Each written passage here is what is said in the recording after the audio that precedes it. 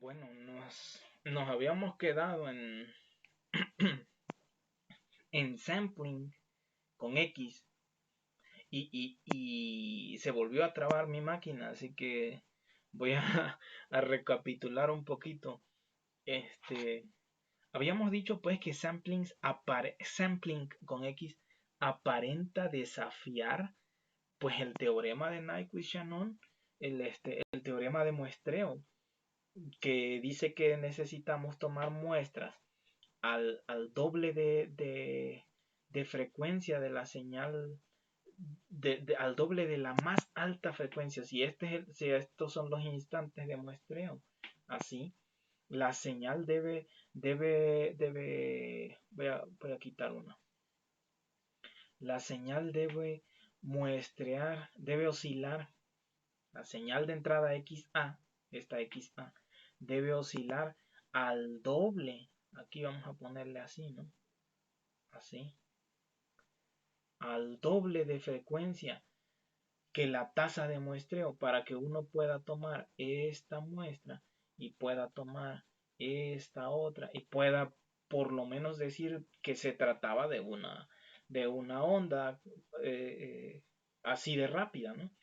Entonces, la más alta frecuencia o la oscilación más rápida, la oscilación de más alta frecuencia en la señal de entrada XA debe ser por lo menos la mitad de lenta que la tasa de muestreo, esta tasa de aquí, esta tasa de muestreo FS de nuestro convertidor para poder adquirir suficiente información.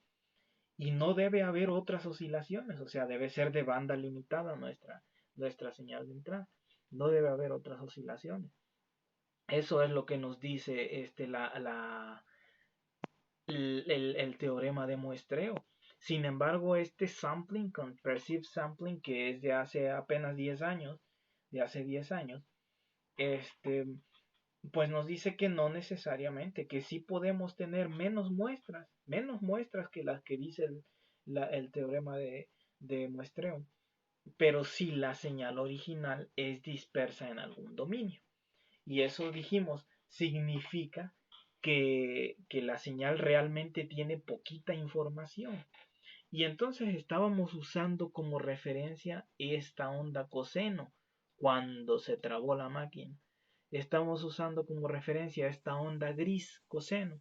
Y dijimos, pues con el esquema de muestreo de Nyquist, tomamos estas muestras azules y tomamos 10 muestras por cada oscilación, por cada ciclo. Por cada ciclo son 10 muestras. Y es suficiente, a simple vista se puede ver que es una onda coseno, no son dos nada más, como dice el teorema, son más, 10 veces más, no, 5 veces más. Se toman 10 muestras, se puede ver bien. Ok, pero podemos adquirir la misma información si nosotros con mucho menos muestras. Y el ejemplo de eso era, dijimos, si vemos esta onda coseno en el dominio de las ondas coseno, o sea, en un dominio coseno. Y decimos, pues para eso vamos a ponernos aquí en este espacio en blanco y dibujamos. Aquí es donde se trabó la máquina. Dibujamos el dominio de las ondas coseno. Entonces ponemos aquí en el eje horizontal un eje de frecuencias. Vamos a ponerle, me equivoqué de letra. Vamos a ponerle aquí una F. Una F de frecuencias. Y entonces aquí va a ser el dominio de los cosenos, donde aquí aparece la frecuencia F de cada coseno. Y entonces esta onda gris pues tiene cierta frecuencia y aquí en esa frecuencia dada va a aparecer una muestra con cierta amplitud. Y aquí está el eje de las amplitudes. Esta amplitud. Aquí aparece la amplitud de esa onda coseno. Y entonces con una sola muestra, estamos diciendo que existe una onda coseno de cierta frecuencia con cierta amplitud. Y ya, una sola muestra nos está dando la misma información tenemos una onda coseno de tal frecuencia con tal amplitud. Entonces, en el dominio tiempo necesitamos bastantitas muestras, 10 muestras para poder expresar esta onda coseno. 10 muestras o al menos 2, como dice el teorema de Nyquist, al menos 2 para poder expresar. Pero en el dominio de las ondas coseno, solamente una, porque estamos diciendo una onda coseno de tal frecuencia con tal amplitud. Entonces, este ejemplito simple, informal, nos da a entender lo que significa sampling con X. Significa que en algún dominio, en este caso en el dominio de las ondas coseno, en el dominio frecuencia, pero de ondas coseno, en ese dominio, o dicho más formalmente, en el dominio de la transformada coseno, pues en el dominio coseno, esta onda tiene muy poca información porque solamente es un coseno. Así que eso se extrapola hacia la teoría de compressed sampling y nos está diciendo pues que cuando la información o la onda, la señal de entrada XA tiene poca información en algún dominio, o sea, es sparse, es esparcida, está dispersa, o sea, está dispersa la información, es muy poca información, está dispersa en algún dominio, entonces podemos aprovechar esa característica y tomar menos muestras que las que sugiere el muestreo de Nyquist, el muestreo tradicional. Pero con la diferencia pues que el proceso de muestreo es diferente, ya no es así, ya no se toma uniformemente y ya no se toman muestras tal cual, sino que se hace un proceso más complicado. Pero aún así podemos obtener menos muestras y representar la misma información. Eso es sampling. Esta es una tendencia ahorita, una manera actual que no ha reemplazado a esta forma de muestrear Nyquist-Shannon que existe desde 1928, dijimos, que se consolidó en 1948 y actualmente hasta nuestros días pues es la usual, la manera usual. De hecho, desde el 28 hasta el 48 pues fueron mucho intenso en investigación y desde ahí se empezó a usar y pues se ha utilizado hasta nuestros días. Los convertidores analógico a digital actuales pues siguen basándose en esta teoría. Y entonces esta está emergiendo, esta nació así como tal, sampling como tal, en el 2010. Y entonces pues apenas tiene 10 años, todavía se están creando dispositivos, están bajo prueba para hacer eso. Y dispositivos así, vamos a decir, un teléfono celular o una computadora que esté basada en esta teoría, todavía no hay. Están creándose dispositivos médicos que usan esta teoría o parecida a ella para resonancias magnéticas y bueno, hay una gran promesa en esta teoría. Entonces yo la menciono aquí como una alternativa de muestreo. Pero nosotros vamos a estar siguiendo pues esta que es la que subyace en el DSP, en la teoría de Digital Signal Processing. Entonces, pues bueno, esto quedó como un breviario cultural, ¿no?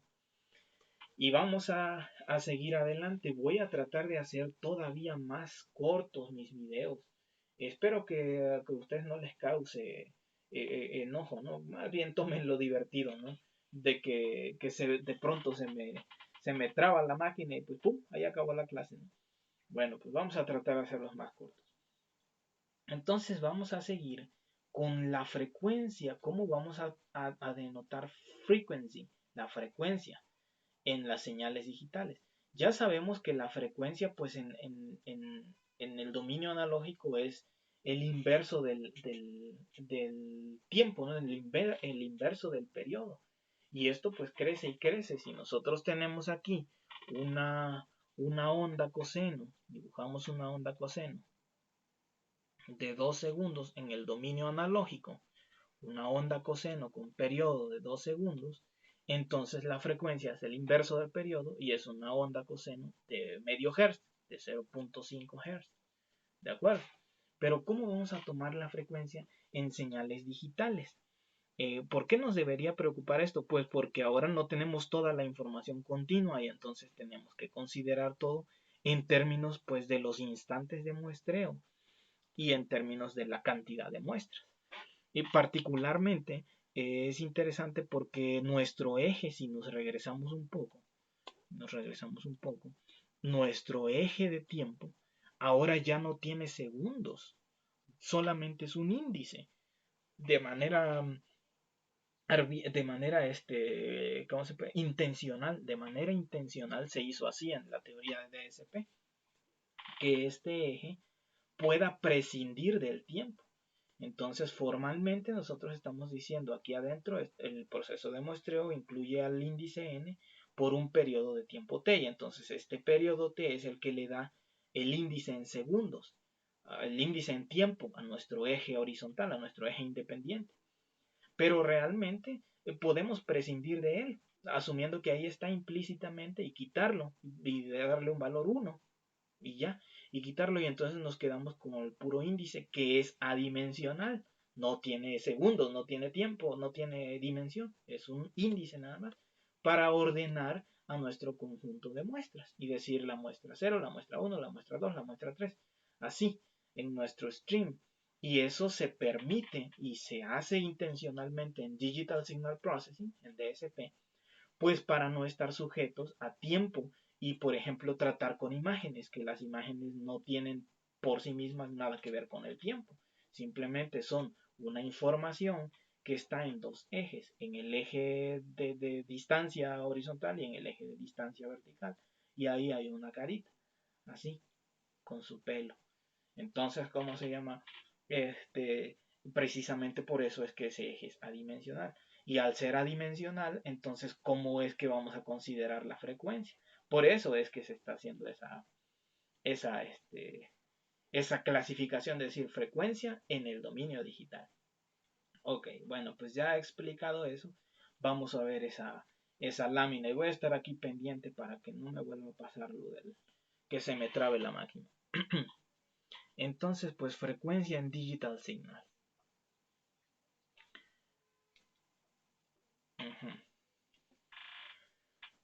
La frecuencia en señales digitales se mide en términos relativos, o sea, se mide en ciclos por muestra o en radianes por muestra. Entonces se hace referencia a la cantidad de muestras que tenemos en un ciclo. Aquí en esta forma de onda que vemos en el dibujo, tenemos una secuencia, y yo les mencioné en algún video que yo no iba a hacer diferencia de hablar con llavecitas, encerrar entre llavecitas y decir ya nos estamos refiriendo a la secuencia completa, o quitar las llavecitas y decir es una sola muestra, sino que va a ser por contexto. Entonces así voy a expresarme yo de aquí en adelante. Siento yo que es más simple. Entonces vamos a decir, esta es una forma de onda, ¿no? X de n es una forma de onda coseno, que es 2pi por f por n. Es la forma como expresamos un coseno, ¿no? Entonces es una oscilación en términos de n, ¿no? Y entonces es 2pi para poder expresar claramente aquí la frecuencia de ese coseno, la f de ese coseno. ¿De acuerdo? Y entonces obsérvense que aquí nosotros estamos dando que hay 12 muestras en un ciclo. Fíjense, aquí están las 12 muestras y están encerraditas en rojo. 1, 2, 3, 4, 5, 6, 7, 8, 9, 10, 11, 12. Y de ahí empieza otro ciclo igualito. 1, 2, 3, 4, 5, 6, 7, 8, 9, 10, 11, 12. Hasta aquí donde está el puntero. Entonces tenemos tres ciclos dibujados aquí. Entonces hay 12 muestras en un ciclo. Aquí. Entonces nuestra F es un doceavo de ciclo por muestra. Entonces así es como se mide nuestra frecuencia, en cantidad de ciclos por muestra. O sea, una muestra, cuántos ciclos representa. ¿De acuerdo? Una muestra representa un doceavo de ciclo. Entonces es un doceavo de ciclos por muestra. ¿De acuerdo? Y si nosotros consideramos la frecuencia angular, o sea, multiplicada por 2pi, estamos diciendo que son 2pi por f radianes por muestra, o sea, pi sobre 6 radianes por muestra, al sustituir 2pi y multiplicados por 12. 2pi por 12 es lo mismo que pi sobre 6. Entonces esto 2pi por 1 sobre 12, entonces es 2 entre 12, es un sexto. Entonces pi sobre 6 y ya todo junto queda como una sola expresión, todo junto. Es un sexto de radián. O sea, cada muestra es un sexto de radián. ¿De acuerdo? Entonces, un sexto, pi sobre 6 radianes por muestra. ¿De acuerdo? Pi sobre 6 radianes por muestra. O más fácilmente, un doceavo de ciclo. O sea, cada muestra es un doceavo de ciclo. Entonces, es pi sobre 6 radianes. No un sexto de radianes, es pi sobre 6 radianes. Ok. Entonces, esa es la manera como expresamos la frecuencia en términos digitales. Si se fijan, nuestra frecuencia tampoco incluye a la dimensión tiempo, a los segundos. Tampoco está en hertz. ¿Por qué? Pues porque nada más utilizamos en términos relativos a la cantidad de muestras.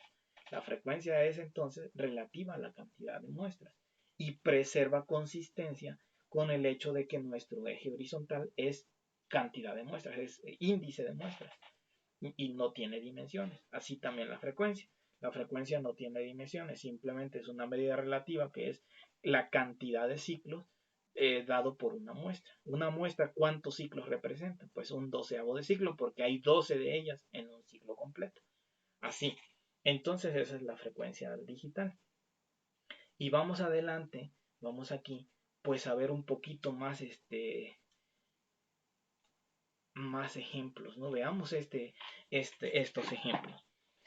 Aquí tenemos una forma de onda que no oscila, es constante, entonces su frecuencia es cero, ¿de acuerdo? No hay ciclos, entonces es constante en las formas de onda analógicas, el DC, digamos, corriente directa, no se le suele llamar, DC, es una componente constante.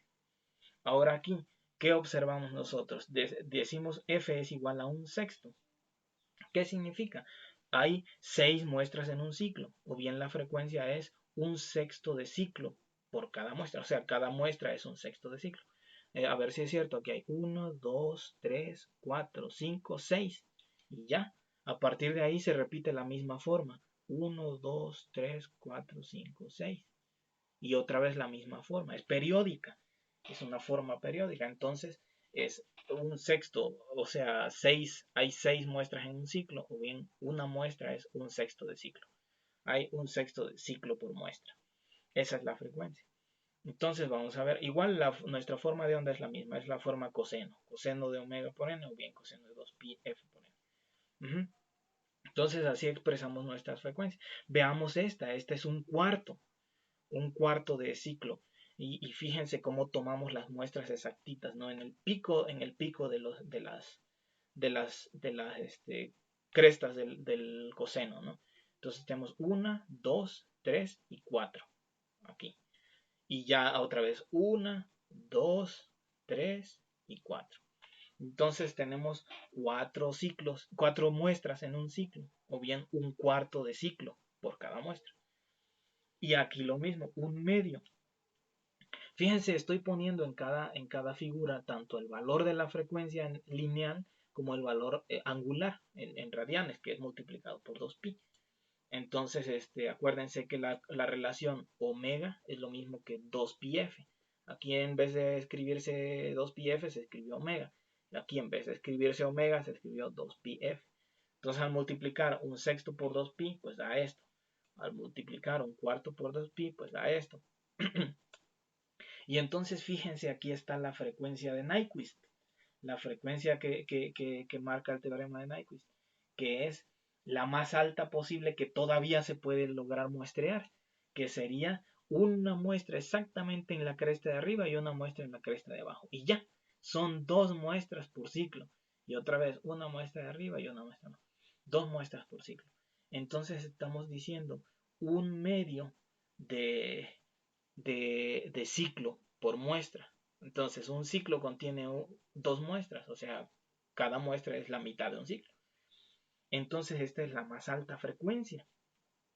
Y esa, pues, es una parte interesante del DSP, el hecho de que nosotros tenemos que considerar esa relación para poder expresar los periodos.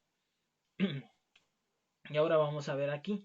Dice, el periodo de una sinusoide digital es una cantidad fija de número de muestras por número de ciclos, como he estado explicando.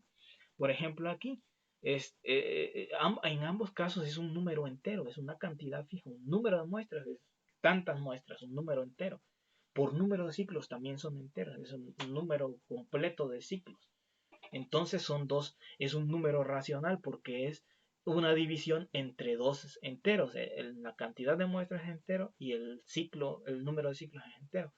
Entonces, aquí está samples sobre cycle, samples per cycle. Entonces, entero entre entero es un número racional. Entonces, ese es el periodo. Aquí entonces tenemos 6 muestras por ciclo. ¿De acuerdo? Aquí 6 muestras por ciclo. Entonces, 1, 2, 3, 4, 5, 6 en un ciclo. Aquí tenemos 2 muestras por ciclo. Ese es el periodo. 2 muestras en un ciclo. Entonces, 2 muestras. 1, 2. Y aquí tenemos 3 muestras por cada 2 ciclos. 3 muestras por cada 2 ciclos. Ese es un aliasing. ¿De acuerdo? Un aliasing. Porque dijimos que la máxima frecuencia, o sea, la de Nyquist, es esta forma. La de Nyquist es de esta forma. Cuando puedes tener al menos 2 muestras por cada ciclo. Y si tú tienes 3 muestras para 2 ciclos, entonces ya te pasaste de este límite. Entonces esta es realmente una forma de onda donde se te fue una ondita. Porque solamente te alcanzaron 3 muestras para 2 ciclos. Necesitabas 4 para 2 ciclos. O sea, 2 para un ciclo. Entonces, es un ejemplo de aliasing. Aún así, es periódica. Entonces, el periodo tiene que poder darse de esa manera racional. Entonces la frecuencia lineal pues es el inverso del periodo. Un sexto de ciclos por muestra es la frecuencia de esta. Un medio de ciclo es la frecuencia de esta. 2 tercios es más grande que un medio. Y dijimos que la frecuencia de Nyquist, la máxima frecuencia, es un medio. Entonces, este ejemplito de aquí es cuando se tomaron muestras de una señal que estaba más rápida de lo que se permite por el teorema de Nyquist. Entonces, la frecuencia angular es finalmente 2pi veces la frecuencia lineal. 2pi por esto, 2pi por esto, 2pi por esto. Y ahí quedaría la frecuencia angular. Entonces, fíjense, pues el periodo, para que la señal sea periódica, el periodo se debe expresar en muestras sobre ciclo y deben ser entero sobre entero. ¿De acuerdo? Si no se logra esa relación, entonces no se va a poder calcar cada periodo y se va a empezar a ver una forma de onda que pues, no es periódica, que cambia de forma. Y ese es un efecto muy interesante que ocurre en el procesamiento de señales digitales. Entonces, pues estas cosas se deben tener en cuenta para entender a la frecuencia. De acuerdo. Voy a detenerme aquí no quiero que se corte eh, el video porque se trabe la máquina. Entonces detengo y seguimos en el siguiente video.